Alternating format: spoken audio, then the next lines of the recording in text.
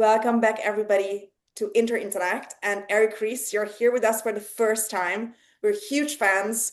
We will be celebrating your new book, Incorruptible, that I just finished and greatly enjoyed. I hope that everybody in the room and everybody watching this will be able to get a taste of this wonderful and very philosophical, very kind of Zen koan work. I Mm. was reflecting on these classics, the goal, the art of motorcycle, the art of Zen and the motorcycle, Oh goodness. Oh my. maintenance, the courage to be disliked, and a couple of other business philosophy, American life philosophy books.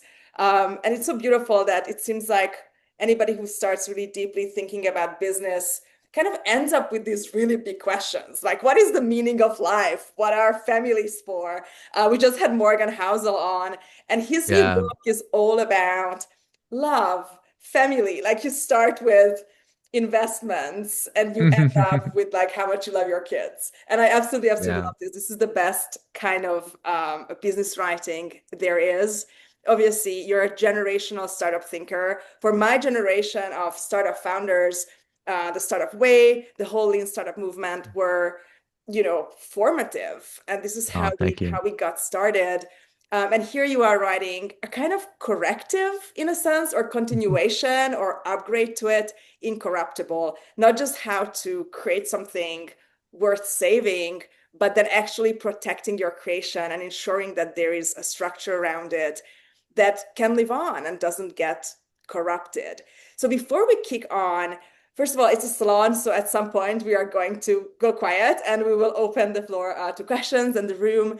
You're Wonderful. welcome in the meantime to, introduce yourselves in the Zoom chat or even drop questions there if you don't want it to escape your mind. But of course, a book takes ages to write. So I can imagine that when you sat down to write Incorruptible, the world was a little bit of a different place, right? I mean, even 2 months these days. Dramatically different So place. Yeah. take us back there. What happened and what was the real inciting incident for you to get started with this?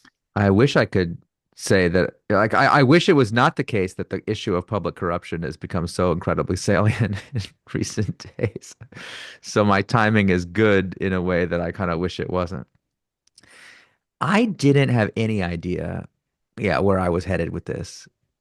This book really, you have to trace its origin all the way back to the Lean Startup, where I had written in the epilogue of that book that somebody should really create a long-term stock exchange.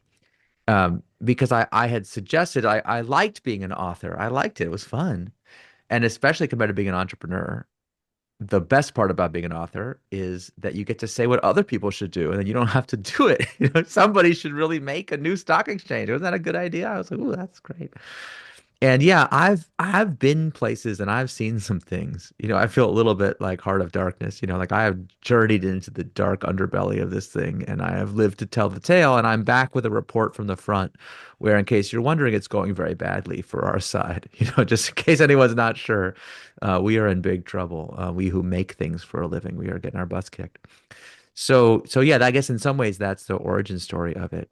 But the other part of it, it's like this very interesting combination. On the one hand, I was spending a lot of time in these incredibly elite circles. You should have seen me walking around DC with my entourage. I had like an absolute entourage of lawyers and lobbyists and just every kind of thing. And we would have these government meetings and we'd meet with policymakers and politicians and all kinds of people.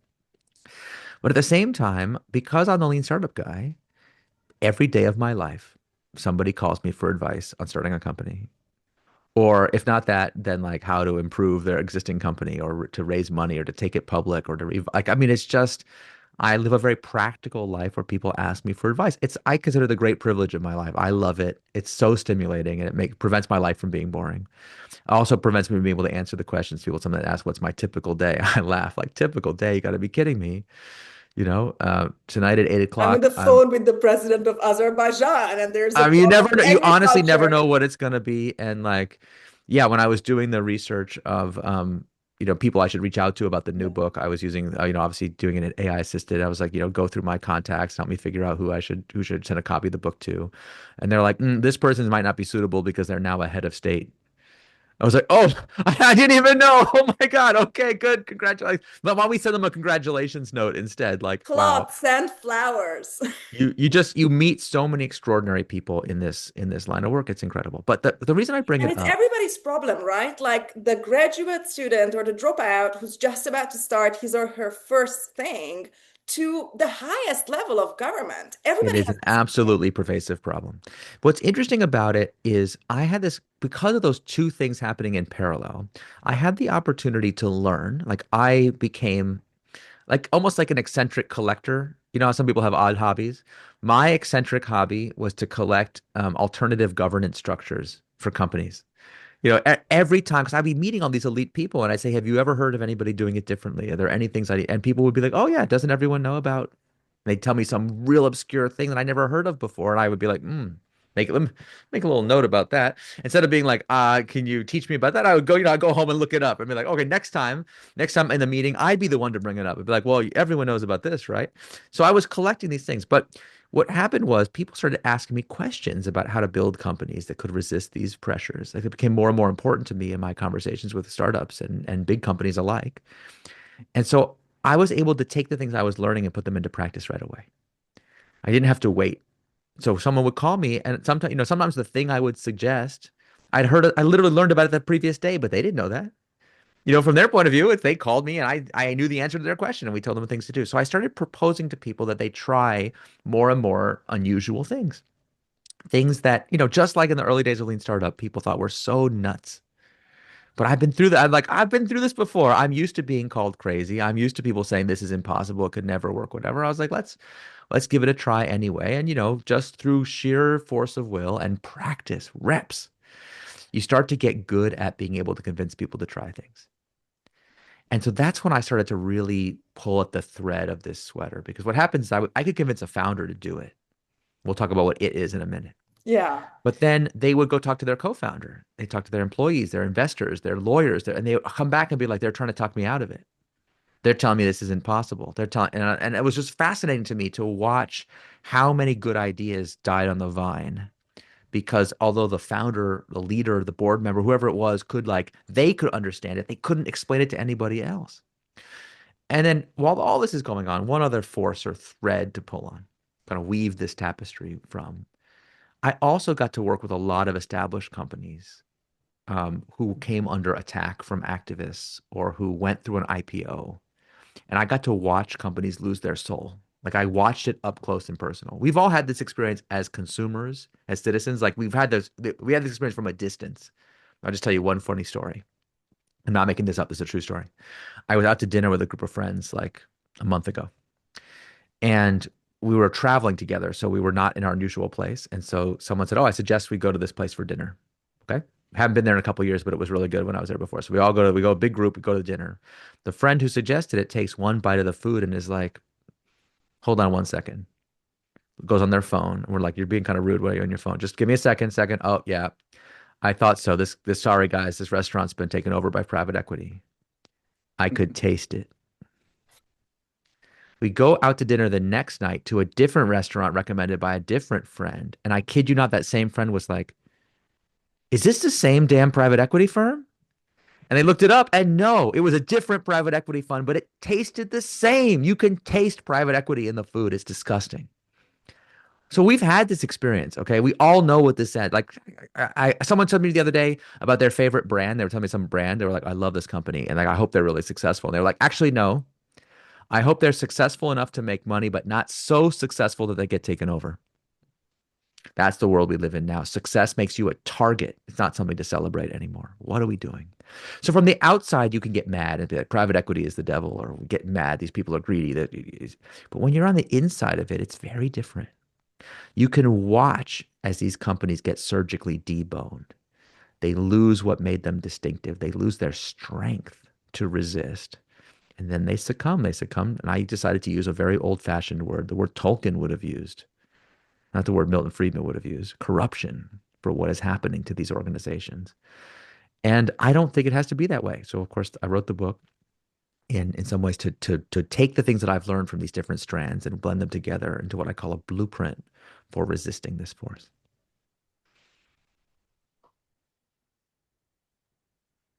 It's so interesting to me how one of the things that kind of made me pause and really reflect on it is that you're not a hook, line, sinker believer in founder mode. We spent the past couple of, I mean, at least that was my takeaway. We spent the past couple of years, deeply thinking about this, like being more hands-on. Suddenly, not all of my investors are telling me to delegate more, et cetera, et cetera. Like something in the lingo is changing. And that got me thinking how taboo breaking this book is. I call it, I made this note that it's radical common sense. And maybe that's Ooh, just your job, Eric Ries, radical common sense, because make that on a t-shirt. Yeah, that sounds it's, incredible. yeah, it's so, you know, tech critical media will always talk about the chasing of the golden goose. You use this metaphor, everything is just profit, profit, profit, profit. People in their most idealistic startup founder or investor stage will only think about mission. They will think, mission and capital can actually be married one to the other, and that is called startup. And we fixed it. You're welcome. Here is your Hegelian synthesis. Be happy. Problem solved. Question closed. And you're like, not really, because there's something about the emergent behaviors of organization, like the bank example that I think if I remember correctly, you're borrowing it from Steinbeck, right? Like there are these kind of molochs in this, operating. And I'm very, very interested in the determinism of it. I talk a lot in my own historical writing about escalation and what happens when, things start, the determinism, internal logic starts working.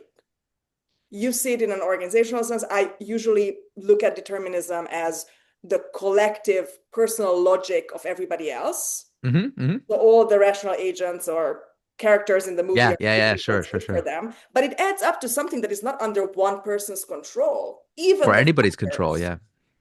yeah. Do you mind talking a little bit about this and what happens when we transcend in the negative way, like, things just gets out of hand, versus the good transcendental or spiritual, like transgressions that a startup can positively achieve? Sure. Yeah, yeah. Boy, that's a lot in that question. I mean, at the point that you're referencing the Zen of motorcycle maintenance and Thomas Paine, you're setting people up for disappointment. I appreciate this high praise indeed.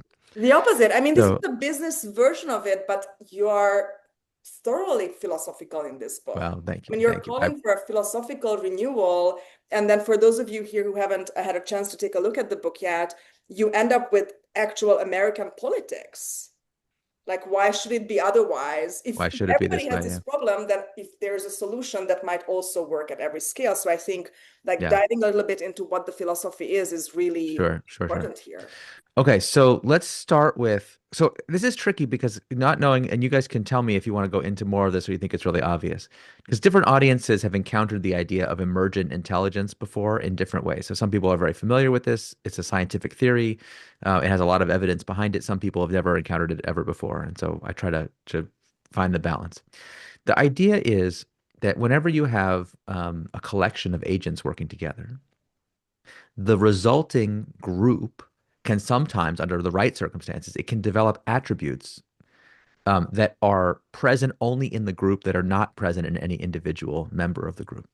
To see this in action, you really want to study things like ant colonies. Hopefully, people are familiar with the idea that an ant colony is actually a superorganism. The ant colony is alive in a way separate from the way that any individual ant is alive.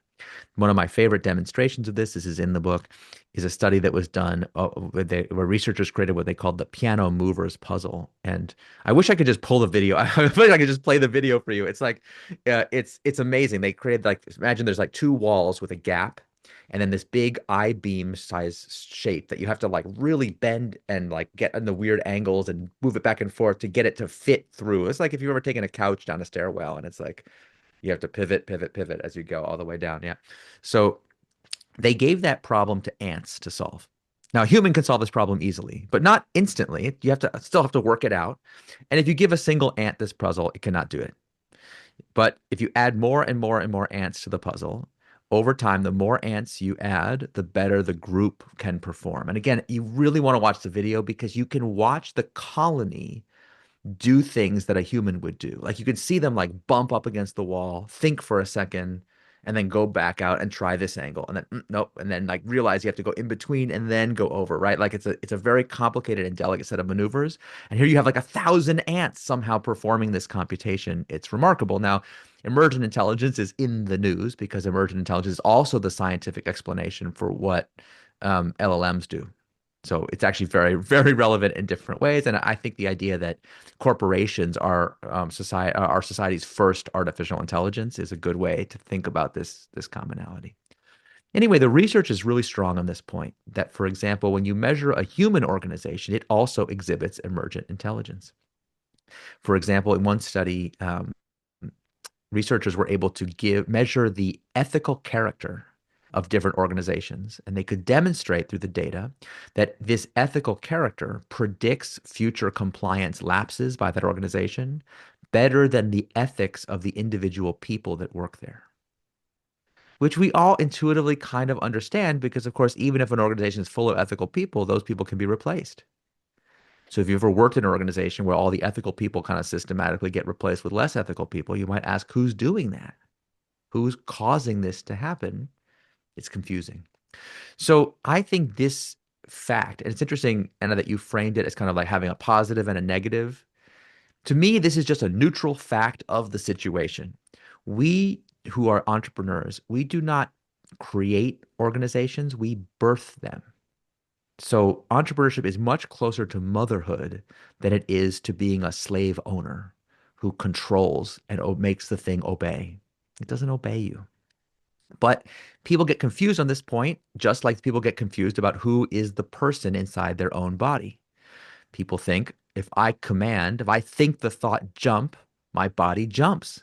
Therefore, I, who have the thought, am in command of the body. But if anyone ever says that to you, you can be like, really? You can command your body to be healthy?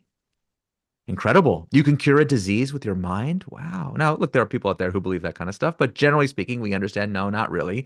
The body has a wisdom and a knowledge and a power all to itself that we don't actually directly control. When people first hear about this non-determinism of their own being, they sometimes get a total despair. I'm like, oh, you're saying there's nothing I can do? I have no influence over my own health. I can eat all the Doritos I want. No, that's also not true. Health is something that cannot be commanded. It has to be cultivated. If you have children, you will understand this paradox very well. They don't obey what you say, but you have influence over who they become to some degree.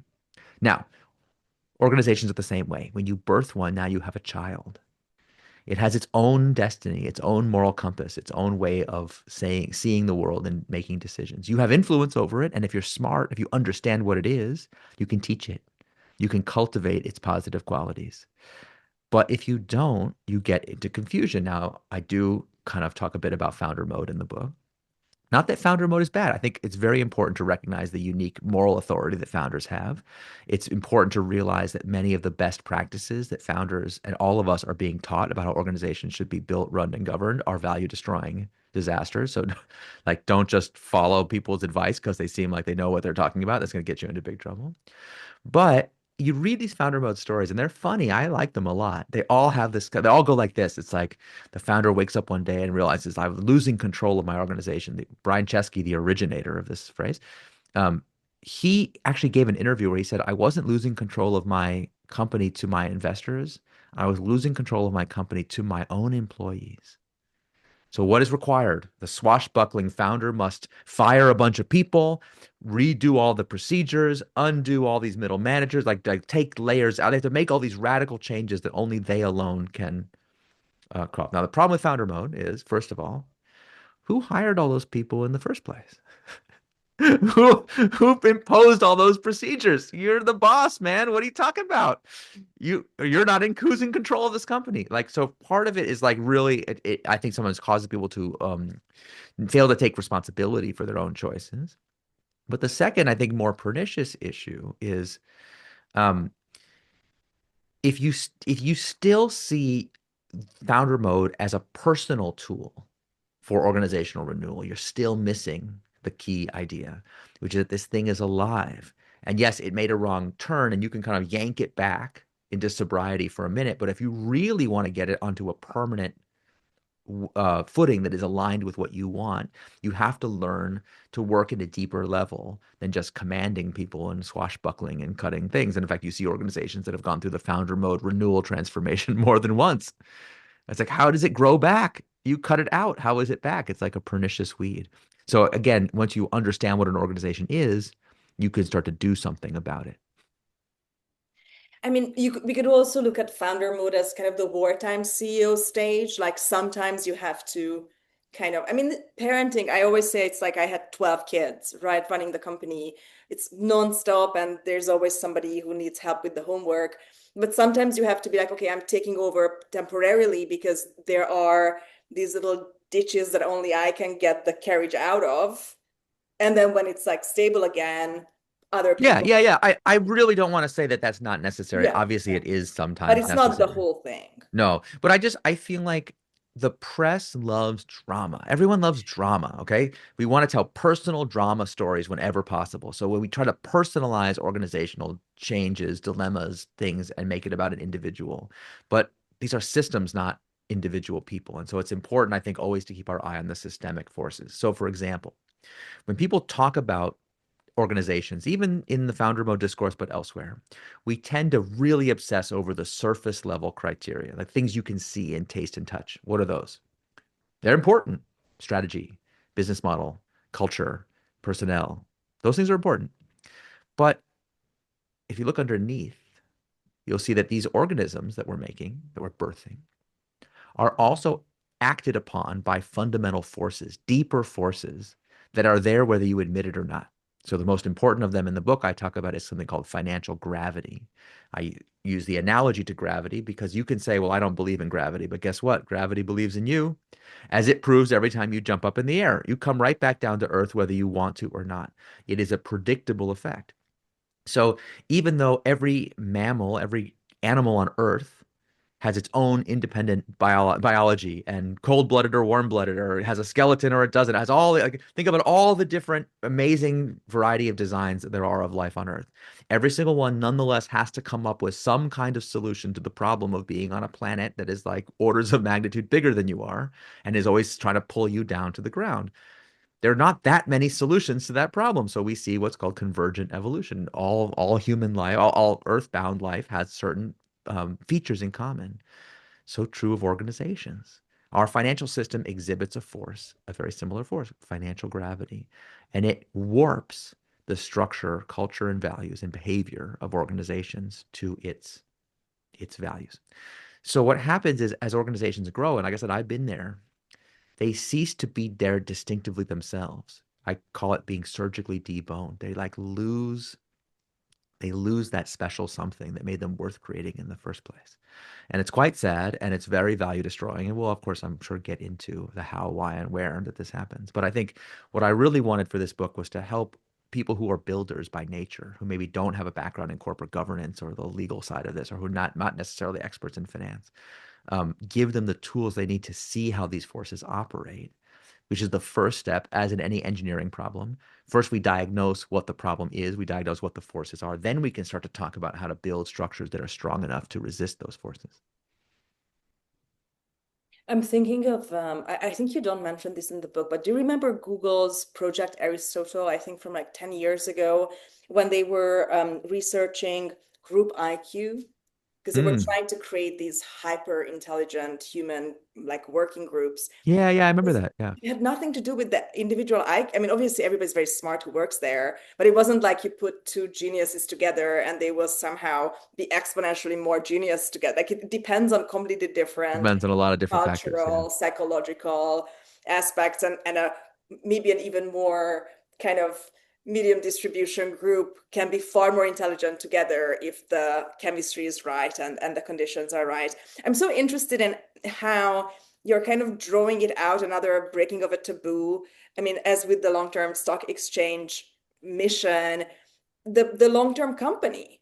Like why do some companies survive culturally? What happens when we go beyond this, just like thinking about the next day? And my last question before we open the floor for audience questions is actually about this part of your taboo breaking. What Okay. happens when I live in this extremely fast changing technological environment where every tweet is about how if I plan for longer than 3 months, then I suck as a founder and I'm not Yeah, fast yeah, yeah, enough. of course. We all How live do, in how that. do I plan ahead? How do I create structures that might feel heavy today, but I plan for a later, more highly scaled moment? How do I think about public trust, right, which is so integral for the long-term health of a company, especially like during or after an IPO, when I'm told to be a disruptor and disrespectful of my elders in a kind of fundamental way? Sure, go for it. Yeah, whatever you want, man. What's interesting What to to do me, with this paradox of yeah, timelines? there's something that in business that I call the open secret. Because if you talk to your to any practitioners of business today, almost anywhere in the world, you talk to lawyers, bankers, advisors, all these people, and you say, I am thinking about um, I want to create a company, but I want it to last 100 years. First of all, they'll be like, "Oh, that's nice." You're like, "No, no, I'm That's serious. what I I want to." said when I was fundraising. I want to do Royal Society of the Arts. Yeah, yeah, exactly. Like, why not? Why? But people are like, okay, sure, but why don't you just get product market fit first, and then let's talk, right? Like, it just seems like, yeah, okay. And you're like, no, no, no. But actually, there's some important decisions I need to make about governance, about structure, whatever, from the beginning, so that I can do that. They'll be like what? What are you talking? Act like you're so ill-informed. Like, what are you talking about? There's only one best way to make a company. We call it the one and only way, and it's like, or the best and only. How can it be the best if it's the only? Okay, first of all, like, why? So let me tell you one centenarian company story, just so we have a company story before we get to questions, okay? I want you to go back in time with me to 1920. There's a woman named Marie Crow. She lives in Denmark, and she gets a fatal diagnosis of an incurable disease. She is a doctor herself, one of the first actually female physicians in Denmark, a real advocate for women's medical education. And there's nothing you can do. She's got this fatal illness, but her husband has just won the Nobel Prize. Her husband, August, is a preeminent scientist also. And he says to her, in spite of her fatal diagnosis, will she still nonetheless accompany him on a lecture tour of North America? Dutiful wife that she is, she says yes. So they travel to America. And during one of his lectures, she's sitting at a table of scientists, and they're discussing the latest breakthroughs. And they say that in Canada, there are these researchers who have had a breakthrough. They have found a way to isolate insulin for the first time. Now, the fatal illness that Marie has is diabetes. At that time, had no known cure. Insulin is potentially a cure for her illness. So she convinces her husband that they should extend their trip to North America, go up to Canada, meet these researchers, and see the technology for themselves, which they do. Being scientists, they interrogate it to make sure they're like take it very seriously. They realize its revolutionary potential, and they ask if they can license the technology from the Canadians to bring it back and commercialize it in Denmark. Everyone's excited to do this, but there's a problem. Both the Crows and the Canadians have a worry, a concern. And Anna, imagine that you sell me a life-saving medicine. Okay. And I literally depend on my life for this medicine you produce for me. Of course, I want you to charge me a fair price. Naturally. I want you to be in business. I want you to have every possible incentive to keep making this medicine, for I need it to live. But I would live in fear, as the Crows were. What if one day you wake up and say, wait a minute, I don't have to charge Eric a fair price. I can charge him whatever I want.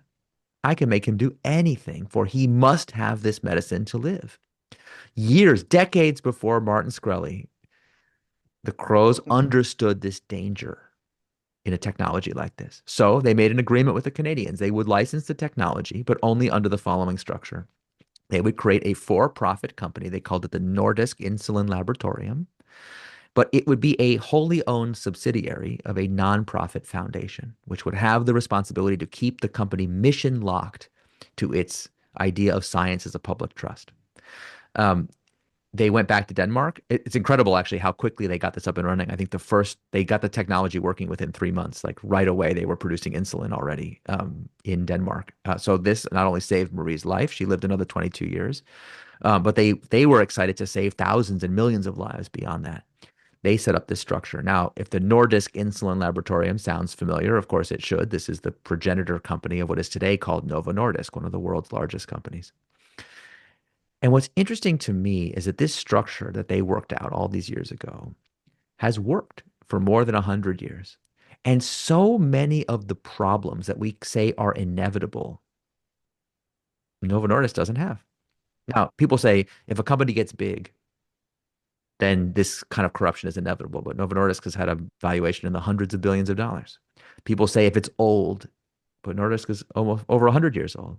People say if it's a public company, then it will be corrupt. But Novo Nordisk has been public for more than 40 years, trades on the New York Stock Exchange every day, I think a million shares. So why is it the exception? Well, maybe it has to do with this unusual structure, which actually, as it turns out, is not that unusual. I always say to people, just because something's new to you doesn't make it new. And in fact, the German optics company Zeiss, just to give one example, who makes my glasses, lenses, and most other people's, has had this structure, the same structure as Nordisk, since 1885. So it's not exactly new, nor is it actually that uncommon. You ever eaten a Hershey chocolate bar? You ever shopped at IKEA? You've actually had this experience. You have interacted with a company with this same structure called the industrial foundation structure. I bring this up because when you say to somebody, I want to create, like next time you're creating a company, you're like, you know what I want? I want to do the Novo Nordisk thing. I'm going to have a nonprofit foundation. I've done this many times. Every lawyer, every banker, every investor will be like, no, that sounds weird. That can't be right. And in fact, I remember the first time I met a company governed this way. It was actually another Danish company called Grundfos. Grundfos makes most of the water pumps in the world. So you probably are benefiting from a Grundfos water pump right now, even if you don't know it. And I met them. I was doing lean startup talks, like I always used to do, startup way kind of stuff, corporate innovation. They asked me to give a talk to their CEO and top leadership. I've done this for many companies around the world. And most companies, like I said, they're basically all the same. You can really tell, like, oh, same old problems. Grundfos was really different. The questions they asked, everything about it was just a little bit different. And I asked them, like, why is this such a different company? And they explained, well, we have this structure. We're owned by a nonprofit foundation. I remember the first time I said, oh, I'm so sorry to hear that. That must be really rough. Like, why? Well, if you're owned by a nonprofit foundation, you can't be globally competitive. Probably you just do a lot of virtue signaling, like you don't really take the mission too seriously. You must be very inefficient. You can't raise capital. You must be really getting your butt kicked by all these international competitors. And they all burst out laughing, like what a dumb thing to say. They said we wouldn't trade places with a normal standard public company for all the money in the world. You got to be, we kick their butts because we can invest for the long term. We don't have to worry about quarterly reporting. We take our mission seriously and they abandon theirs. And it turns out that's not just Grundfos and Novo Nordisk as one-off exceptions. There's a data set. There's enough of these companies in the world that we have data on how they perform compared to peer matched conventional companies. And just to give you one of my favorite stats in the whole book, companies with this structure are 6 times more likely to live to year 50. I'm talking about 10% versus 60% probability compared to conventionally structured companies. So if you want to start out this way, I think it's very logical. It's very rational to say, wait, I want to create something. If you care about having a company that stays on its mission, it matters. But then you say, well, what about investors? They might not like it. True. When I helped Anthropic set up this structure, we worried about that too, but they've seemed like they've been able to raise a little bit of money. So I think it's okay. But I want to tell you one last story about Novo Nordisk because this to me is the key to the whole thing. Everything in the book, these incorruptible techniques, they do make companies that are more ethical, more sustainable, have better longevity. They're better to their employees. They're better to their customers. They're more trustworthy counterparties. But they also make more money. They are more profitable. I know this is hard for people to believe, so I want to tell one last story. In the early 2000s, I think, there was a big craze in pharmaceutical research for massive M&A consolidation. Bankers were making fortunes getting companies to merge with each other. And Novo Nordisk was no exception. They got all excited. The for-profit subsidiary got all excited about these new best practices in pharma, and they tried to merge with another company. They had a signed merger agreement, but they had a due diligence last checklist item. They had to get the nonprofit foundation to sign off, and they wouldn't do it. They said no.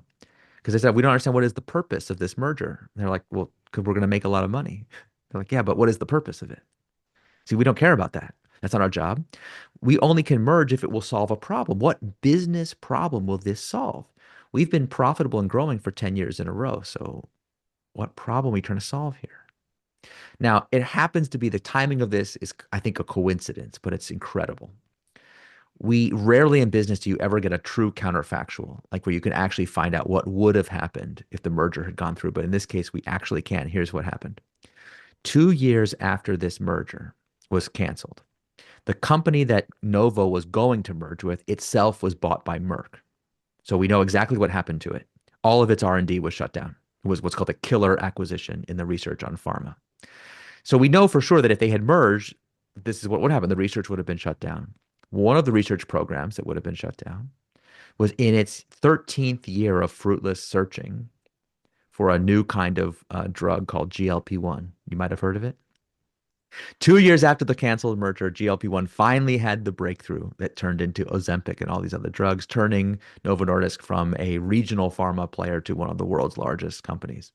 And at the moment, if you kind of freeze the tape, at the moment when Novo Nordisk's market cap exceeded the GDP of Denmark, you will have noticed a moment when the nonprofit trustees of Novo Nordisk created for investors more than $500 billion of shareholder value. So I want you to know that stat. So the next time people tell you that, oh, come on, this kind of structure couldn't possibly be a good steward of investor money or whatever, you can say, is $500 billion enough for you? And Anthropic famously has a very similar setup, right? I mean, they are planning long term, which is Yeah, very yeah. Look, interesting with I their take competition for the being. record. Okay, I want to be super clear about this. I am not taking credit for Anthropic's success. Okay, all the credit to We'll Dario and think that about whole you every team. time we use Claude Code from now on. Thanks, Yeah, listen, Eric. okay. I got 5 Claude codes on my desktop right now. But I am not the reason they're successful. Okay. I'm not claiming that. I played a very bit part in the Appreciate that. establishment The of their humility. governance structure, but that governance structure is very important to their success, I think. Yeah. And if you look at it's funny, people are so cynical. They like never want to believe that anything good can ever happen. That's our hyper cynical age. If you ask people like why is Anthropic winning? They'll say things like, well, they have superior inference costs for their model compared to their competitors. If you say, well, why do they have superior inference costs? They'll say, well, because they have a better technical architecture. Well, why is that? Well, if you keep asking why, they'll mention because they have superior talent. Why does superior talent want to work at Anthropic? All our cynical explanations fall away because the same people could make a lot more money elsewhere. Why do they choose to work here? They want to feel like they're the good guys. That actually is worth a lot of money. You know, one of the OpenAI co-founders, if you read that big expose about OpenAI recently, turned down $6 million from Google for the privilege of getting paid nothing at OpenAI because he said we're going to be the good guys. He doesn't work there anymore. But Anthropic, they really believe it. Now, look, it's a very young company, and we'll see. But so far, I think the early returns are very positive that this structure is enabling them to behave in a more courageous way, a more aligned way to their own values. And when you have that combination, that ethos, that integrity, watch out. What was also super important here, and especially with products that are life-saving or radically life-improving, is the very, very personal angle. I mean, I forget which health company you're talking about, where I think it's part of their kind of employee training. Like, would this work for mom? Like, think about an actual person you love.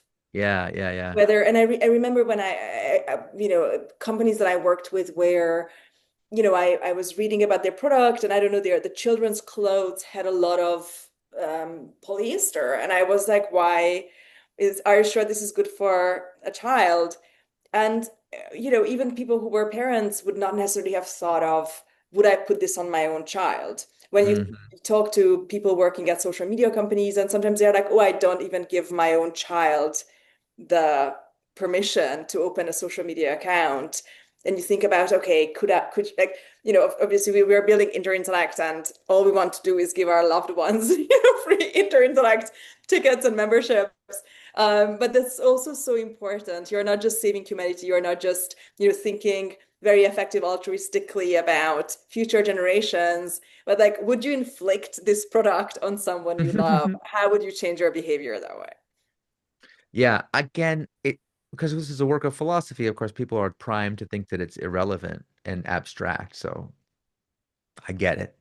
But I think the book makes very clear how practical these considerations are. Um, and one of the most important ideas in the book is that we are thinking about profit itself in a backwards way that is causing us to miss massive economic opportunities that are staring us right in the face. And in fact, one of the things that I'm most happy about, as much as I enjoyed hearing you compare my book to all these great writers of the past, which really that was very flattering.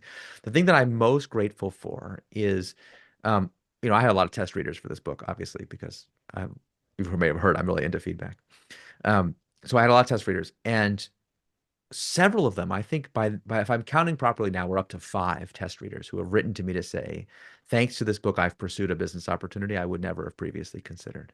It actually gave me a business idea I wouldn't have realized that was staring me right in the face.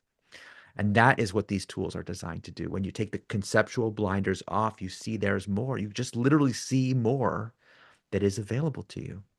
So, one of the key ideas in the book is that to be a for profit company is literally to dedicate yourself to the maximization of human flourishing. That's actually what it means to make a profit. And for people who are trained in traditional finance, that sounds so loopy and almost like soft, like, wait, hold on. No, profit is about revenue minus expenses. But if you've taken even a single econ class, you will know that the standard definition of profit is full of bugs, has all these problems. Like they're like the epicycles of medieval philosophers. Like it doesn't make sense. It doesn't conform with the data. Why? Because traditional definition of profit doesn't properly account for deferred liabilities. It doesn't account for negative externalities. It doesn't account for the true human costs of production. In fact, we have lots of companies that treat human lives like an acceptable input factor of production that they never have to pay for. So we know it has these problems. Also, it's too complicated. If you notice, if you read public company filings, which not everybody does for fun, but I do for my job, you'll realize that every public company has to define profit for itself anyway. There is actually not one true accepted definition. So if we're going to have to make up our own definition of profit every time, why don't we just make it a good one? See, I mentioned before the builder's intuition, the idea that you should create more value than you capture. Everyone who makes things for a living finds this idea natural, but they also carry around in their head this more finance driven idea that every way of making money is equally good and profit is this very narrow thing. So over time, the divergence between the mental belief of profit and the intuitive understanding of what we're doing causes massive, massive problems. So I give the example of that company that you briefly mentioned, a company that gives its employees the instruction to love your customers, treat every customer the way you would treat your own parents. People hear that and it's like, oh God, another corporate treat people like family bullshit story. Like, gag me now. But no, it's not like that. It's their literal operating manual. It's actually what they instruct people to do, and they take it seriously. I can tell you a bunch of stories, but you can, and these stories are all public. You can like watch the videos online. It's actually incredible.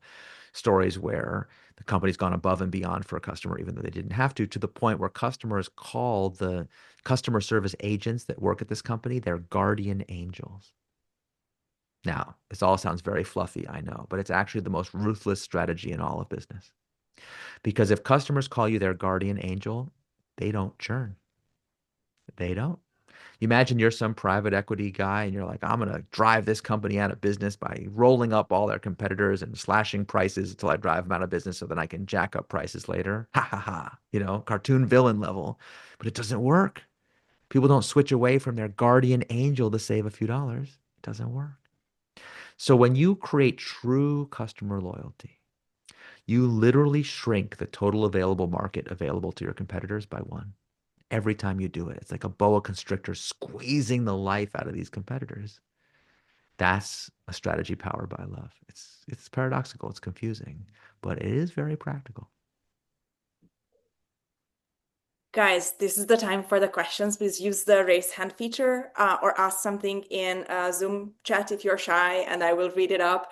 Uh, Eric, will you have a documentary series or something about this? I felt that as you were describing all these different anecdotes, Oh, I want wonderful. What a great idea. it would be so much fun. Like I would totally watch this. It would be like Girl with the Dragon Tattoo, but the Swedish company is cool, you Oh know? my God. That's so Nobody cool. gets Okay, well, murdered yeah, usually. if you find me a filmmaker, I'll do it. Absolutely. I'm pretty sure that we could like pitch this to Netflix or something. I mean, there That are sounds so really many fun. Yeah. stories. The And stories are pretty wild. Yeah. this is, perhaps even more so compared with where you when you started writing the book. This is so deeply on everybody's mind right now. I mean, this is the core kind of element of public distrust narratives that corporations are evil or they are saviors. There's nothing in between. And your stories are all in between. In between, it's the interstitial spaces is where all the interesting activity is. And can I tell you a funny story? I gave the book, I tell you all these test readers, I gave the book to a University of Chicago economics professor. It They was are actually, known for being gentle in their feedback, right? And oh it's yeah, yeah, he had a empathetic. lot to Yes. say. But Yes. actually, and I'm very grateful to him because his feedback was really constructive and it wasn't just knee-jerk Milton Friedman stuff. It was like very thoughtful. But he was like, listen, man, you're very harsh on capitalism Mm. to the point of being unfair. Actually, private equity is good. Actually, hedge funds are good. And he had all this data and he was like, da da da da da. And I was like, hey, man, first, two things I want to say. First of all, thank you, obviously, for all your. But first, number one, I don't really use the word capitalism in this book. I just report the facts of the things that are happening. So if you interpreted that as a critique of capitalism, I think that's real interesting. Okay. That's your issue, not mine. I didn't say anything about capitalism. But the second thing is, I got to tell you, The guy is now Zen monk in California, right? my friend, I've had a bunch of Gen Z and younger readers read this book. And two of them, not one, but two different Gen Z readers told me this is the first book I've ever read in my life that defends capitalism. So how come they think it's defending capitalism and you think it's criticizing it? And how come they've never read a defensive cap? Like, what's going on? You've lost this argument more profoundly than you realize. And when your cohort ages out, it's over. The era of shareholder primacy is already over. We're just like the roadrunner who hasn't looked down yet after running off the cliff. So yeah, I think big changes are afoot. I often think about this, like what happens when all the boomers are gone, which is like what, 20 years, right? 25. I don't know what happened to all the AI driven immortality cures we're going to get. I read Yeah. about that somewhere. Boomers, get on, upload your consciousness into the cloud. Folks, questions, comments, stories. Now is your time. If you say something about like a previous employer or something, we can like edit it out. Don't worry about it. DJ, go for it. Yeah, this is great. Thanks a lot for doing this, Eric. And maybe you address this in the book. I'm curious, like a lot of what you're saying is stuff that I've kind of felt in my bones for a long time. I mean, I've done tech startups and, a lot of it is fairly intuitive to me. But I think there are certain areas where it gets more challenging. And I'm thinking specifically about media, which depends on advertising. Oh yeah, oh very tricky. And, like in the world of Twitter, the customer isn't me, it's Cat Turd, who gets paid all this money to produce slop. And so I wonder how you thought about like, are there certain sectors like that you can't as easily apply this lens model to, or would it require some other kind of reforms at the sort of Yeah. the legal structural level? Um, I wrote the book without making policy prescriptions, which was Mhm. actually very difficult to avoid the temptation of doing because I have a lot to say about policy and a lot of opinions, of course. But I just felt like the policy implications are obvious and you should trust the reader to be intelligent, figure that stuff out for themselves. My perspective is companies like what you're describing have the issue, the need for this is more urgent, not less. And actually, it's part of why, like, if you look at the history of media companies, like many alternative governance structures were pioneered in media. Like dual class shares were invented for the New York Times family and for newspapers, where it was used to be seen as really obvious that we needed a clean separation of editorial from the business. That idea has kind of fallen, like many have fallen to the all-encompassing totalitarian grip of shareholder primacy. But it used to be considered very obvious that that was needed. In general, what I would say is the more stakeholders, and I hate the word stakeholders, by the way. I tried really hard not to use it in the book. I just think it's become pablum, so I try I not to try use to it. But first understand it in English because English is not my mother tongue. And like trying to understand that there's a stake and a holder. yeah, who is holding the stake? Yeah, It's exactly. It still not doesn't. 100% clear to me. You know Yeah, what? I was like, as a stakeholder thing you use to kill vampires, right? So Yes. I don't like that word. I don't find it helpful, and I just think it has too many competing definitions. So in the but As a CEO, if I use stakeholder in a sentence, I have no idea what I'm talking about. And my yeah, little and people boy just roll says, their Anna, eyes you at have this to point. stop It's talking. it's not good. So instead, I use the old-fashioned word fiduciary, which is basically like, but with the idea of stakeholder, nothing wrong with the idea of stakeholder. I just think the word has become overused. The idea is that there are multiple human constituencies who an organization is meant to serve. And so the more of them there are, the more complicated the whole problem is. In the same way that like smaller polities are easier to govern than larger ones. It's like an old political science, finding going way back. So when you have a situation where we have advertisers and, readers, and in a lot of cases we have authors and we have readers and writers and advertisers, you can have a lot of different things. LTSC, we used to joke, it's just your wee old-fashioned five-sided marketplace because you have to build a value prop that works for companies and investors and traders and regulators, everybody all at the same time. It's not that easy. I left bankers out, I think. In any event, so the real solution to this problem is to create what Johnson and Johnson called a credo. I think that's the best term for like this kind of thing, which is to establish a hierarchy of fiduciary priorities.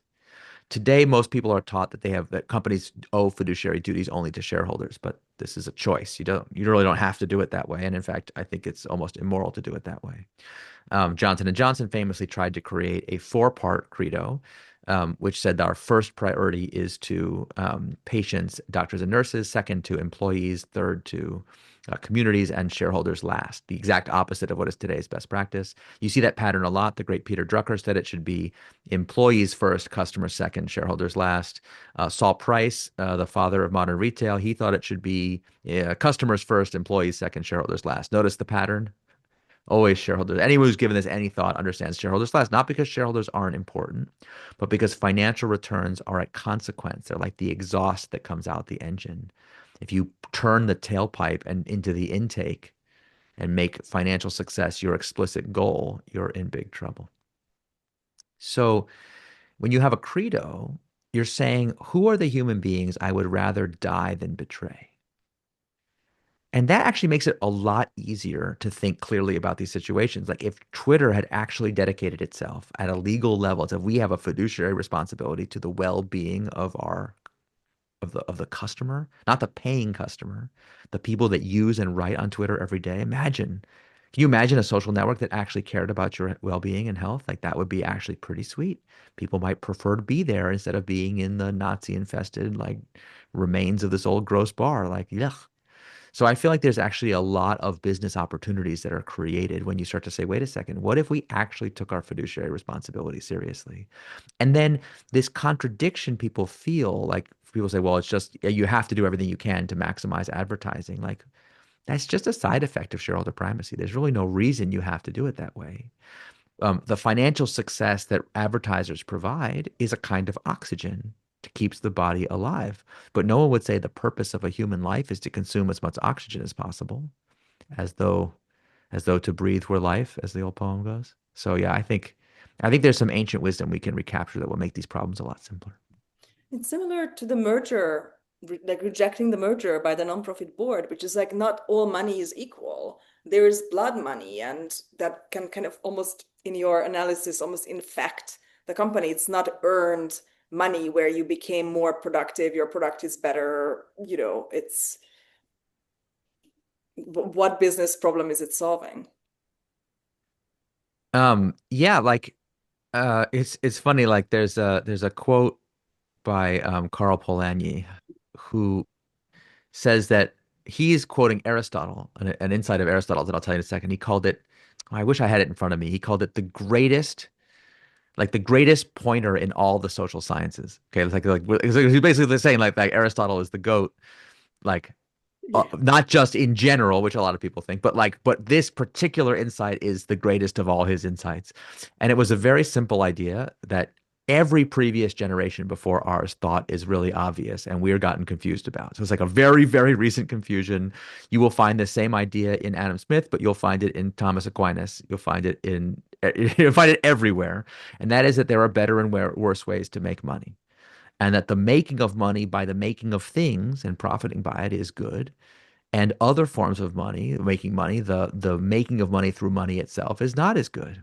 The the remnant of this idea still survives in the English language, by the way. If you know the Latin roots of the word profit, profit shares the same Latin root as words like manufacture, factory, efficiency. But if you look at the word finance, it shares the same root as words like confine, define, Hmm. finish. Because finance was the idea is that financial things are the end of things, at the end, the exhaust, the side effect, not the beginnings of things, not the making of things. These things are different. So again, although in our modern world, we're supposed to pretend that all forms of making money are the same. In fact, you often hear people say about some malign, horrible person, well, you got to hand it to him. At least he made a lot of money. At least it works. It's like, no.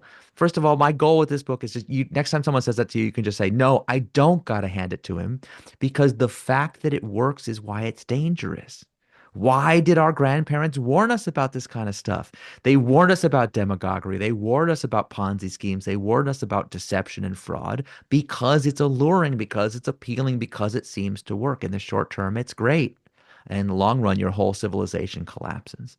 So this is an urgent problem. This is a civilization scale problem. We have made a wrong turn. And we better unmake it or we're going to be in big trouble. Amen. I'm hosting a co-hosting a salon in 2 days with Sebastian Younger, the great war journalist, one of my favorite authors of all time. And I've been rereading Tribe, and Tribe starts with this reminder that, oh, actually, like in the 1700s, Europeans would routinely run away from the very wealthy, prosperous, comfortable European style settlements on the East Coast, where you had the big skirts and the running water and the carriages to join the Indians. It never worked the other way around. And the retention, like with Costco, was like over 90%. Nobody wanted to leave, and it's not because of the comforts of urban life. It's the earned community and what they experience there in terms of equality being necessary, Mm. and being able to live with integrity. And this is kind of an erased part of American history that this just kept happening. Oh, it's sad. It's sad how it's been forgotten. I encountered this idea for the first time from that book, The Dawn of Everything Oh by the yeah. late David Graeber and David Wengrow, right? I think is the co-author. And one of the things I loved about that book, it has problems. It's a huge sprawling mess of a book, and I think if one of the authors hadn't died, probably it would have spent more And they time also in disagree a editing. couple of times, and it Yeah, creates yeah, yeah. So anyway, tension inside the the book. book, for better or for worse, it's got its good But parts it's and it's got its amazing. bad Read parts. it, everybody. But yeah, it's a wonderful introduction to a lot of ideas that most people will never have encountered in school or any other place that are nonetheless subject to a lot of good research. But one of the ideas that really pervaded that book that stuck with me is that part of the human birthright is that as long as there have been literate humans, you know, and maybe even before, um, as long as humans have had language at least, we have felt the need to experiment with our political forms.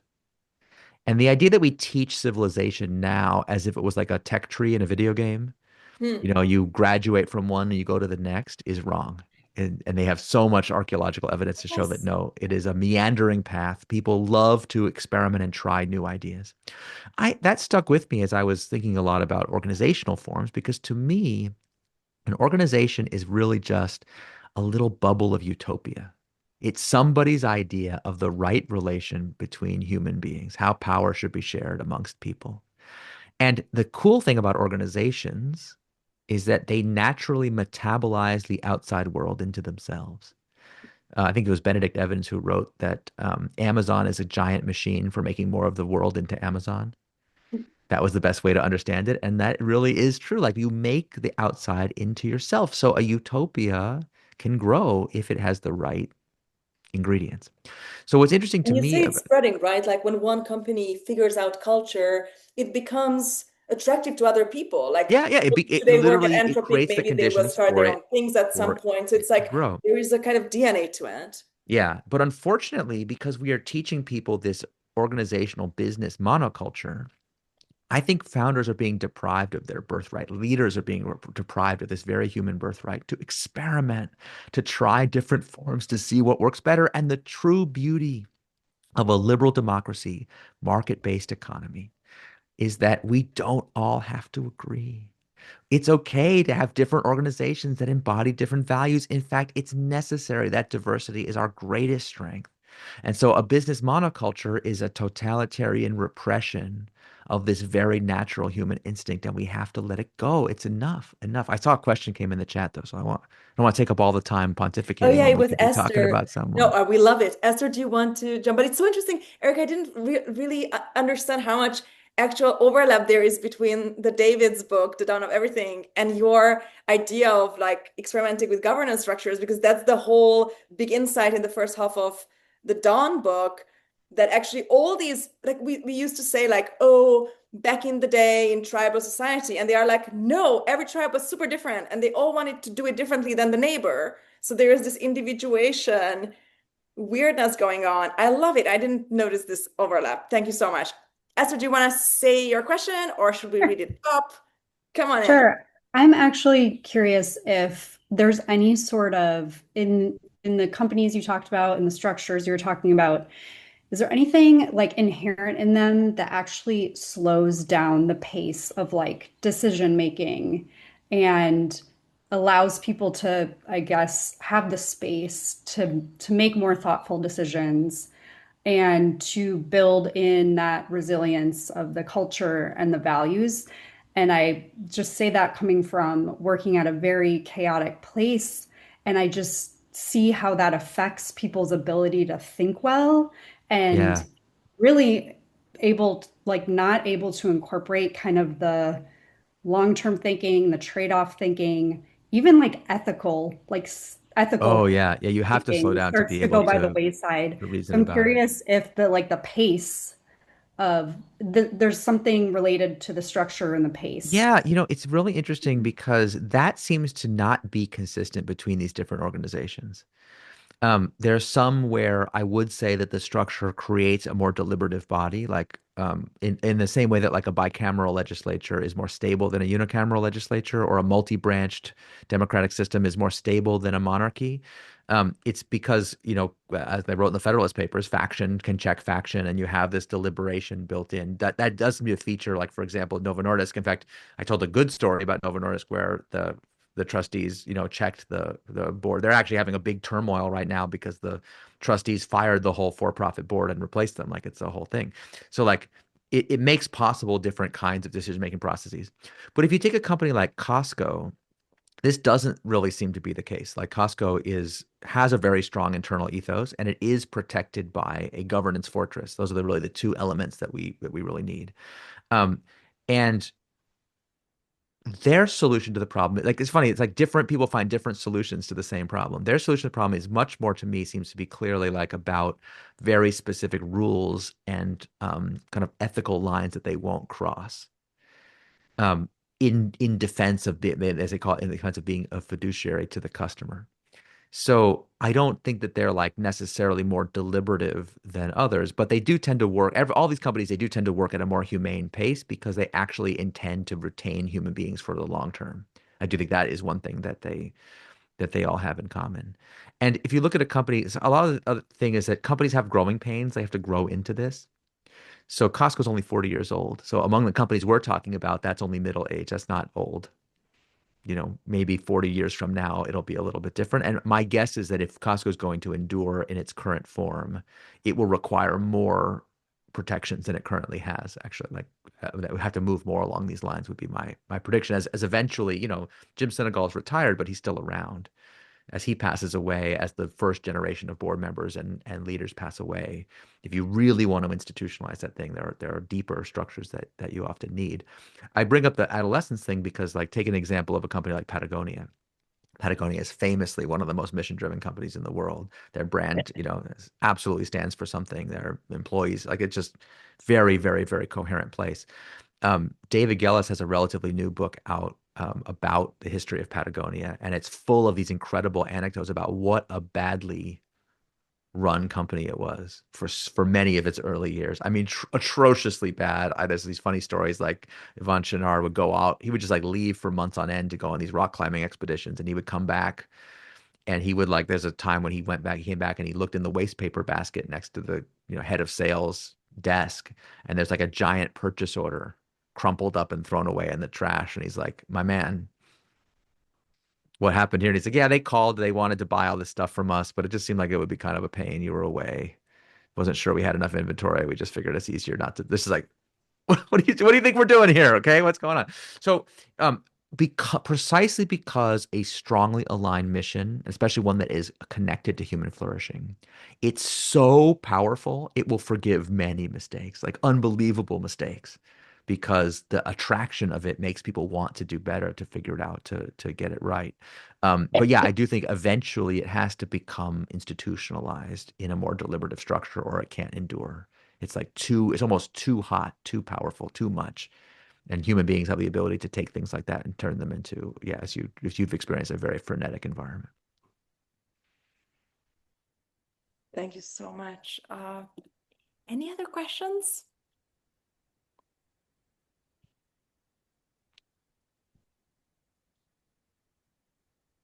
Yes, Ravi, go for it. Another business philosopher Mhm. with a great blog. Oh, thanks. Yeah, you were talking about founder mode, and as you were discussing that, I was curious what you see the ways of changing an organization are that are different than what would be needed to change an individual. Do you think it comes down to like incentive structures or policies, or like you were saying with Costco, ethical guidelines, or what exactly goes into that? That's not just a founder going in and putting their hands on the wheels. Yeah, yeah, it's really tricky because organizations are alive, they're unpredictable. And what's required is it requires a certain level of discernment, just like it does, if you're parenting a child. Like what is this like what this child might be different than what another child needs. But I will say, like in general, you have to think of it in terms of layers. I actually wrote the book with the conception that we begin in the innermost layer and zoom out. So if you've seen that famous Ames documentary, Powers of 10, from many years ago, what starts with like an individual person, zooms out to galactic scale, and then zooms into microscopic scale. I love that video so much.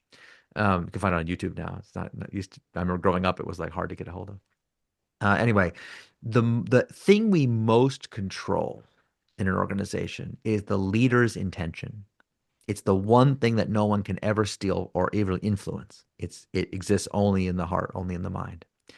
But as soon as we try to do anything at all, then more and more and more people are involved. So more and more things are out of our control. So I structured the book as a zooming out from this inner intention, then to things like, yeah, what is our definition of profit? What do we think the goal of the company or its purpose is?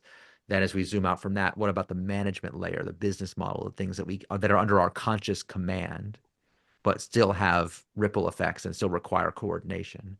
Then from there to what Mary Parker Follett called the invisible leader. We should talk about Mary Parker Follett if people don't know who that is. The invisible leader, the layer of culture, character, these emergent properties that like I said, you can cultivate but not yet command. Zooming out from that, then we start to talk about what is traditionally thought of as the governance structure, the layer, the semi-permeable membrane where the inside meets the outside. That's the domain of boards and the relationship with investors, public benefit corps, mission statements, corporate charters, that kind of stuff. And again, now we're starting to having to partner with outside forces. But still, most companies are still relatively in control of who they put on their board and who they take in as investors. So that's not completely out of our control. But as we move out, we become part of supply chains and what I call constellations of multi-entity networks and things like that. And eventually we zoom all the way out to that idea we were talking about before, the spiritual holding company, a very particular, kind of almost cosmic scale structure that can embody an organization. And then in the later parts of the book, we talk about how now that whole giant structure, zoom that in to just be the kernel at the center of radiating gravitational waves that radiate out almost like from a celestial body. Anyway, I know that's very, very abstract way to talk about the book. Every one of these chapters has like very specific techniques that organizations can follow at that layer. And what the techniques, the promise I tried to make to the reader in the book is that every technique in the book, without exception, is both something you can do right now today. There's not a single thing in the book that says after the revolution, then. No, everything can be done today. No legislative requirements, no new policies. You can do it right this minute. Everything has been well studied. So there's research that shows that this is more effective, and there are case studies we can learn from. So it's all meant to be immensely practical. That, to answer your question now, like that's a bit of a diagnostic also, though. You could try to figure out where in an organization's path has it lost alignment, or what I would call coherence, around that point. So is the business model out of alignment with the mission? Is the culture out of alignment with the management intention? Is the legal structure out of alignment with the mission statement? Those kind of things can then be diagnosed and addressed. If the feedback loops are there, right? Because it's like it's like the 1988 Scottish Aberdeen plane crash where the stewardesses thought that the pilot knows what he's doing, and it was the other wing that was on fire. Like it's good if your stewardesses can report to you and criticize your decision, and you can be like given the feedback to improve. Yeah, yeah, you got the idea. DJ, you had a Cool. question as Thanks. well, or we answered it? Um, I guess maybe just some final thoughts. I mean, I was thinking when you were talking about founder mode and like who hired all these people. I feel like I'm doing that right now with AI. Like I have all these different agents doing things and they do the wrong thing, and I'm like, who hired that guy? And I've come to think that, the alignment problem is actually not solvable. It's any more than we can't align humans, you know. Who aligns the aligners is the number Right. one question of our And time. You so got I, it. I guess like the best case is kind of a Moloch situation where it's kind of always in this unsteady equilibrium and you just have to constantly watch for it. But I don't know, since I assume you use AI a lot too, and I'm just kind Of of wondering course, if you yeah. thought how this applies, if at all, in that context. Oh, I think about it all the time, and not least of which is because like I've been part of this particular wave of AI from its inception because of the people that I've had in my life, who have dragged me kicking and screaming into this realization. Um, I think it's very interesting. Everyone in software knows Conway's law, which is the fact that software will bear in its technical architecture the evidence of the human architecture of the company that makes it. Mm. So, for example, like if you look at this technical architecture of your software, you'll be able to find the departments of its parent organization. I happen to think that Conway's law is just a special case of the more general law that technology always reflects the values of its creators. You can't help it. You inadvertently embody those values in your creations, and so you see that. Like if you want to know, like why are Facebook's products like so especially malign? You're learning something about the values of the people that make it. That's how it is. My friends at Facebook would get mad at me for saying that, but what are they like? But what would they attribute it to? It's like, what else could it be? It's the only possible explanation for what is happening. Um, so who aligns the aligners, I think, is really the key question. To solve the alignment problem, we first have to answer the question, the people doing the alignment, what human value are they aligned to? If it's to profit maximization, we're in big trouble. That's where most of the fears about AI come from. I hope we'll be able to develop a technology that is aligned to more human values, and that will have to begin in corporate governance, in organizational structures that are actually trying to use the technology to do some good. And I think we have a lot of experimentation to be done there. I don't think we're even close to being near the final form of that. I'm so curious. I love this. Obviously, as a founder, I'm grouped by this idea that the founder might intuitively get something, but they have a hard time kind of selling it to their stakeholders, to use this beloved word. What is something that you find founders to find very counterintuitive? Oh, Is we're there so naive. Founders are so incredibly naive. I mean, so naive. We get bamboozled so incredibly easy. What do they find counterintuitive? What would I pick as kind of an interesting one? I think one thing that is very common, especially among venture-backed founders, is generally speaking, companies exist in only one of two states. Either no investor wants to invest in your company and they're all running for the hills, or they're all desperately trying to invest in your company.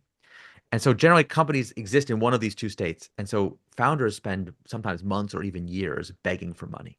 It's like as beggar as you'll ever find. It's actually like really grim, and it weighs on your psychology. And part of my job when I'm coaching founders who are raising money, I have to give them a pep talk. I have to give one today. As soon as we're done here, I have somebody who we need to talk through.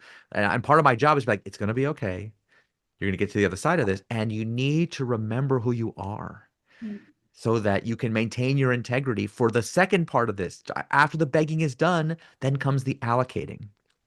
And what happens is because people lose their values during the begging phase, they actually make really dumb decisions during the allocation phase. And I know so many companies that just, now that they're strong, now that they're in demand, they don't use their values to determine who gets allocation. But like getting allocated into the hottest companies is the career defining move for a VC. So you all of a sudden you go from this beggar to someone who actually gets to decide who will be the next generation winners. Think about how if you're an early stage investor in Anthropic, you're going to be living on that for the rest of your life. Right? Your career is going to be made. So if those opportunities to invest are given to safety aligned people, how great that is. And if it's given to people who are just like a hot, cool fund or whatever, how bad that is. So yeah, I think that's something that founders often get wrong. This is a little bit in, I think, Taoist teaching. There is this idea that your real flaws show when you're winning. That's when you actually get Yeah, to know much more yourself. so. Yeah. In the West, we think that, oh, you have to go through hardship, blah, blah, blah, to encounter yourself. And they are like, no, no, no, no, no. Get money, become successful and get some money, and we will find out who you are. Neil, you have your hand up. Yeah, I was curious about the people who said, thank you for being here, by the way. Um, what's your typical day like? No, I'm just joking. Uh, You have a Rorschach test, I can put it right back on you. the people who said they wanted to start a company, was that because of the general philosophy of the book, or were there's like specific blockers? Were there Oh different? yeah, yeah, sure. No, I know exactly what it was because they told me very directly. Um, so I mentioned before that profit is about human flourishing, right? And when people hear that for the first time, it's like, I just don't see how that can be that important. Like, what does it really matter what our definitions are? It's an accounting thing. Wrong. This is actually the way we mentally process what a business opportunity is. And in the economics literature, it's for people who are being honest about this, they'll say that one of the biggest problems with our conventional definition of profit is it does not account for negative externalities. Does everyone know the term externalities? Externalities are the consequences for human beings of the people who are not parties to your transaction. So, like secondhand cigarette smoke, the people that get cancer, who never consented to be part of you deciding to smoke, that's a negative externality. But the bigger blind spot than the negative externalities are the positive externalities.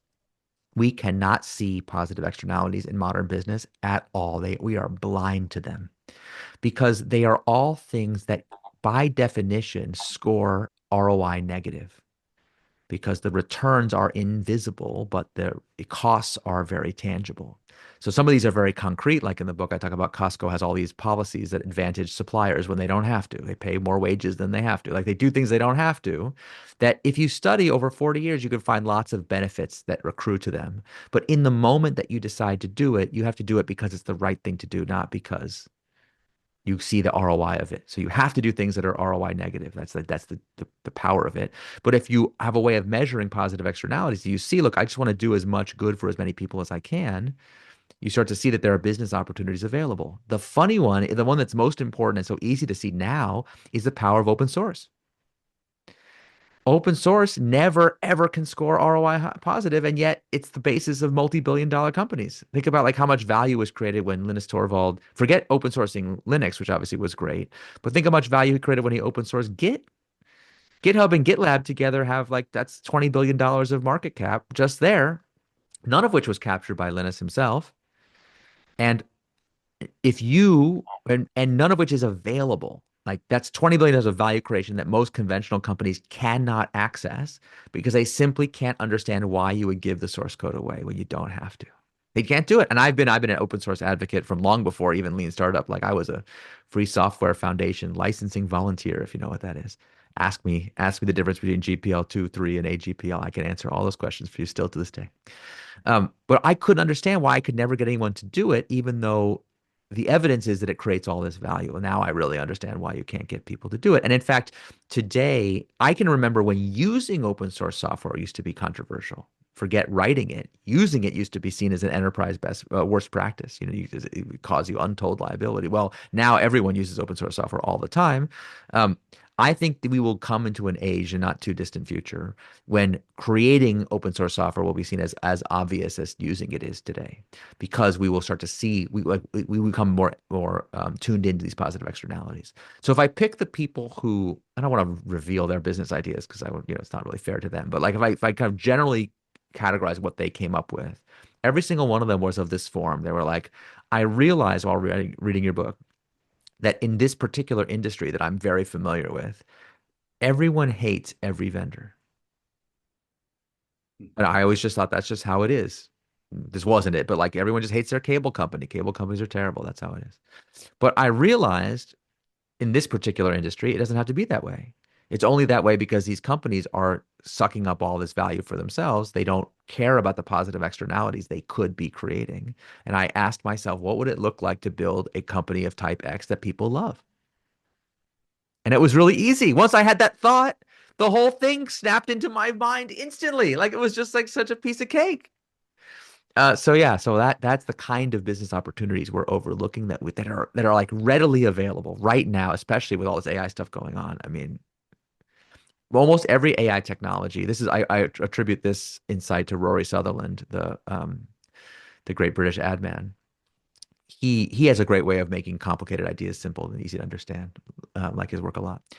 And he was saying that in our modern economy, people get rewarded for cutting costs, but they're not held accountable for the corresponding devastation that those cost cuts create. That's the joke I was making about private equity, right? Like you take the cost out of a thing, you make it taste disgusting. It takes a while before customers stop coming to your restaurant. In the meantime, the person who did the cost cutting is promoted and on to their next job. The devastation is left for somebody else to figure out. So AI, unfortunately, is being sold as a cost-cutting technology. And you can just see these CEOs who are just being gleeful, almost erotic in their excitement about being able to lay everybody off and get human beings out of their business. I find them disgusting, like absurd. I don't think AI should be used to replace human creativity, only to augment it. I think those people are going to be revealed to all be fools. But I understand, and I think Roy did a good job explaining why is this the case, because that's all anyone can reward anymore is cost cutting. So of course, here's a super cost cutting technology. We're going around telling everybody how it's going to put everybody out of work and cause all this devastation. Then we're like, why don't people trust it? Why is there this big backlash to AI? What did you expect? You're telling people this is going to devastate their lives and their communities. They're probably going to believe you. So unfortunately, I think with AI, like as soon as somebody figures out a way to create one of these platforms that is really about augmenting human creativity, you're going to see a tremendous outpouring of support for that thing because that's really what people want. And people want to be more creative. They want their jobs to be more interesting. So just pursuing only the cost cutting side of this is just so, so foolish. And when this bubble collapses, I do think one of the things that will happen on the other side of it is we'll be able to start really thinking about the proper uses and proper governance of this technology. Thank you so much. I just had a very similar conversation with a friend a couple of hours ago about just this. Like the messaging around AI is so bad that everybody's too scared to go the Apple way, right? Like Apple's own, like think different, focusing on the creatives in the early 2000s. That was an iteration to distance themselves from their competitors, right? So we are waiting for the AI company to come up with this, probably in reaction to some other worse messaging. To kind of close the conversations, we have a couple of minutes left. I opened with how I envision the time when you started working on the book, Eric, to probably have been very different. How would you characterize this moment? Because there's a reason why you end with the politics. Clearly, your dissatisfaction and your ambition to make things better runs very deep here. So how do you feel? How do you see the world into which this book is now coming out? And what, other than reading the book, what can we do to make it better? Yeah, look, these are very dark times. I don't want to sugarcoat it. And my grandmother, she endured horrors of the 20th century we can't even imagine. I won't tell her whole story now, but she saw the darkest of the dark lows of humanity in the 20th century. And I remember growing up, she would never wish anybody a happy new year. She only would say, may next year be no worse than this year was. And I thought, gosh, that's depressing. But now I really understand that impulse. I think, okay, yeah. And so as dark as it is now, I have to remind myself that our grandparents saw darker times. Or as the famous meme says, yet. Okay, we're not yet darker than that they saw. And somehow they kept the faith that better times were ahead and that humanity could recover from what they saw. And they didn't. Our modern era is so lazy. People people are so quick to convince themselves that the problems will inevitably solve themselves, and therefore what they need to be doing is spending their energy positioning themselves for maximum advantage after somebody else solves the problem. And every time someone pitches that to me, it makes me want to vomit. It's like, no, you have the responsibility to solve the problem, and then we'll see who gets advantage of. Like, that's a secondary problem, but first we have to solve the problem. So many of today's problems are so expensive today because we declined the opportunity to solve them when they were inexpensive to solve. Take your pick. But anyway, in our grandparents' generation, when the darkness finally passed, when humanity was triumphant over this illness, it unleashed a wave of productivity, of institution building, of civic renewal, of new values, new institutions. It was just a really remarkable time. In fact, most of the institutions that govern modern life today were created at that time. Now, we've kind of forgotten how to operate them. So I kind of feel like we're like that episode of Star Trek where like people seem to be living in a utopia, but it turns out it's run by machines that the people who live there don't even know how to operate anymore. And now the machines are breaking down. We live in this breakdown. And I actually, one of the most chilling quotes I put in the book, it's only in the end notes. I try to give Easter eggs for the people that read the end notes. They're my favorite people. Joseph Schumpeter predicted all this in the 1930s. He said one day the destructive, but like he didn't mean destructive in the sense of bad. He meant in the sense of creative destruction. The destruction power of capitalism will inevitably be turned on the civic supports that capitalism requires to survive. And when that happens, um, we will enter an age of absentee owners, temporary, like distant absentee owners of things, a time when the capital concentration will leave people like alienated from the need to defend the basic legal structures and civic structures that make capitalism possible, things like rule of law. And I'm like, dude, I was like so excited to find this quote. I was like, great, I'm so glad you foresaw this. What do we do? And he's like, anyway, moving on. That's going to happen. You should just know that that's an inevitable part of creative destruction. I'm like, but we're living it right now, my friend. You have no advice for us what to do. He's like, no, my main concern is socialism bad. So I got to work on that. But we don't have that problem. We have a different problem. We have the problem that he foresaw. This thing is eating its own tail, hollowing itself out from the inside. So what we have to do is be ready. We have to be working to end the darkness right now. But we have to be ready for this renewal when the opportunity presents itself. We cannot miss it. It will be a short window of time when we will, as a society, as a generation, have the opportunity to build new civic infrastructure aligned to human flourishing. It will look very different than what our grandparents had to do because we have different and better technology, but also different and more complicated problems. But that's okay. We can do it, but we have to be ready. And that means we need to be thinking right now about what to do. Everyone who feels overwhelmed, powerless, lack of agency, get in the game. Get off the sidelines, get to work, experiment and try so that you will have learned what you need to learn when the opportunity presents. Don't be caught flat-footed. It may be very brief. I believe in a little fear for getting things done. I definitely studied intellect. I always wanted to be like Proust, I write from bed. And then at some point in 2016, it was time to get up from my butt and start something because there was a giant problem to be solved. And I think there's something about answering that call in the Joseph Campbell sense where nobody's big enough, to solve the big problems, which means that everybody is, and everybody can give it a shot and make it at least marginally better. Eric Ries, thank you so much for coming and joining Oh, Intra. it's my pleasure. Thank you very much. Thanks for the very stimulating conversation. I loved Incorruptible, and I really urge everybody to read it. I will definitely gift it to my friends who I think need it with a little wink. It's about someone else. And guys, thank you so much for the great questions and bringing your comments and your stories.